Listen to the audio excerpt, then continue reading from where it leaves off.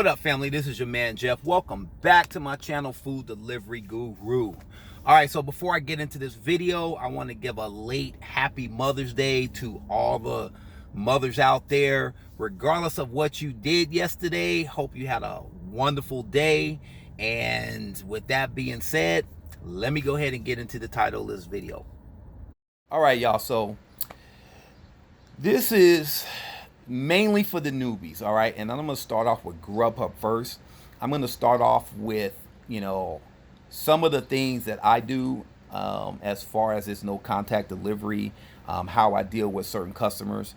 And the reason why I want to talk to Grubhub first is because for you new drivers out there, you probably are unaware that the location feature for Grubhub, when it comes to customers signing up and saying use my location, doesn't always work. Okay, so with the whole no contact delivery, I see a whole lot of drivers that are, on Facebook talking about, man, I got text by this customer. They talking about I didn't deliver their food and I took their food, or I delivered to the wrong address. No, it's not you guys' fault. It's the location feature that Grubhub has built into their app. Okay. A lot of those location features don't really work. Okay. I always tell customers it's best to just put in your address rather than use that. But, people are going to use it. They're going to use what they feel is easiest. And a lot of times they don't check to verify that the address is correct. So when you deliver your food on a no contact delivery, one of the things that I do is make sure that the customer opens the door and gets their food. Now, there's going to be a lot of people that are going to disagree with me. I will wait up to a minute for a customer to come. I'm still constantly texting, letting them know that their food is there.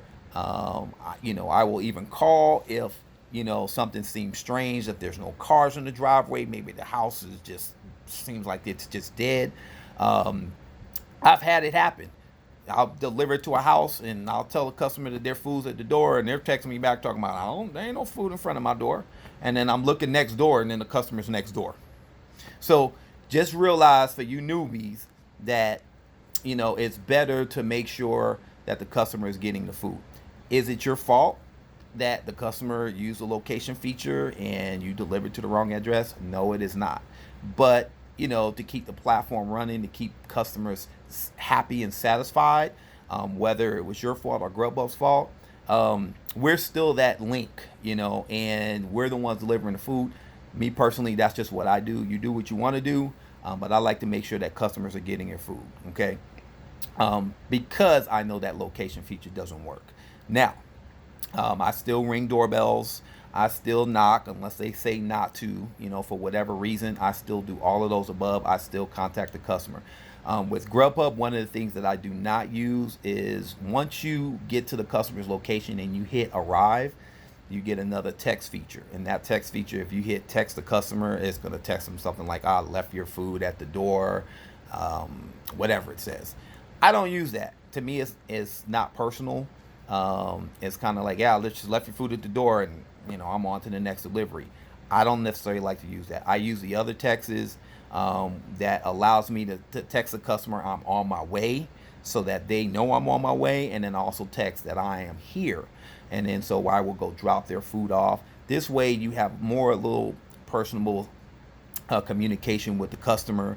And then this way, that interaction with the customer getting their food as soon as you drop it off is very, very fast, to where you don't really have to wait. Okay. There's going to be very few times that you're going to have to wait a minute. Okay. But that's just communicating with the customer. All right.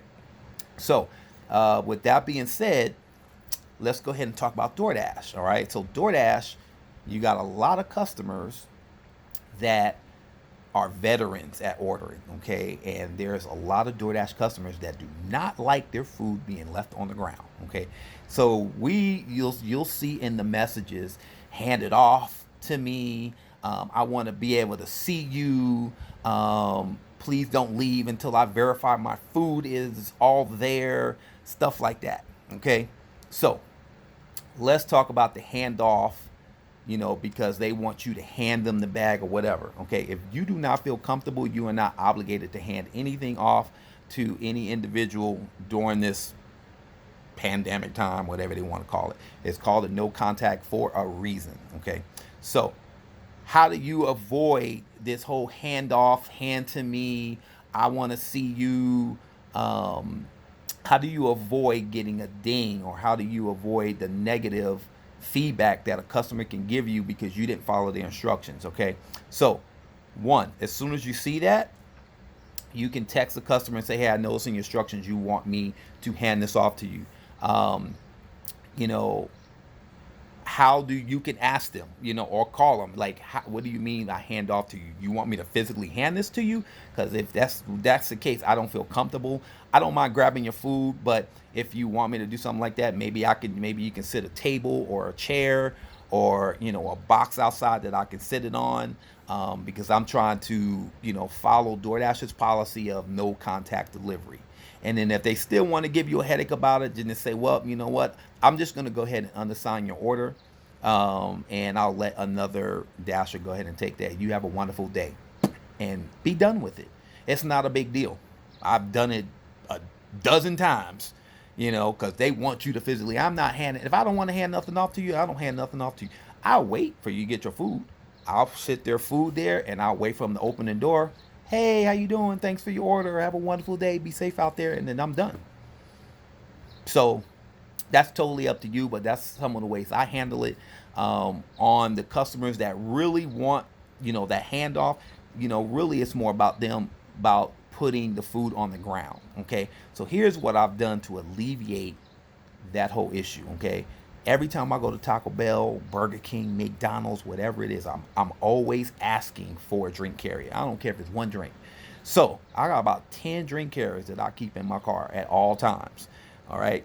And anytime I get to a door that has a lot of leaves or insects or rat poop or whatever the case is, I don't want to just sit there food on the ground. So I will go ahead and, for most times that you only need to have one drink carrier, flip it upside down, sit the food right on top. Sometimes you got two bags, then you gotta, use two drink carriers. But I will tell you, especially with DoorDash customers, they appreciate it, and they will keep those drink carriers the next time that they get a food delivery. Man, do you know how, man, my ratings went through the roof by doing that. Okay. Almost got to a 5.0. I got to a 4.98 by doing that. But these are the little things that we do for our customers to keep our customers happy. If you don't want to do something like that, hey, that's on you. This is just a suggestion. I'm the food delivery guru. I like to make sure that, customers are happy, because happy customers, guess what? They come back and they reorder. For me, out here in Phoenix, in the Gilbert, Santana area, I get a lot of the same customers consistently and constantly. They know me by name, and that's cool. And a lot of those customers have followed some of the things that I have showed them with the drink carriers. Some of them will put tables and chairs and little boxes in the corner to leave the food on, because they don't want their food on the ground. So, if everybody was doing that, doing this, whole non-contact delivery thing, there wouldn't be any issues, especially when I'm on Facebook. Man, I see every day somebody commenting about a no contact, and the customer was mad because the food got left on the ground and did this, did that. Man, there's ways around everything if you just think about it. I mean, it is what it is.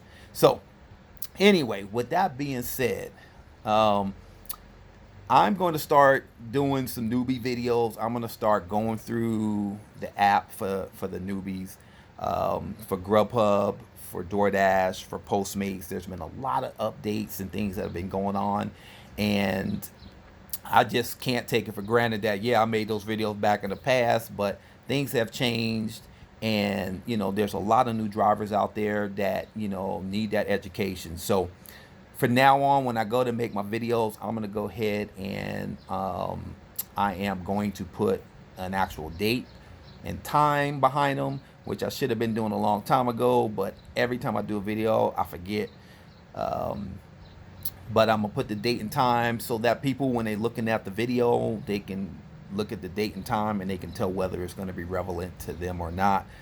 For us veteran drivers, that have been doing this a while, you might see a video that I've done for a newbie and be like, all right, I don't need to watch that because I already know about all that. So that just saves you the time of even watching. Unless you just want to look at my good looking self, then, hey, what can I say?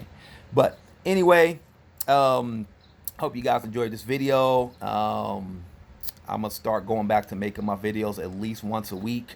And hey, y'all know that we're supposed to be opening up. Arizona opened up today. I went to the grocery store, and next to the grocery store was a barbershop, and there was like 20 people in line. I think I'll wait a little while. With that being said, y'all drive safe out there. Make that money. Peace out.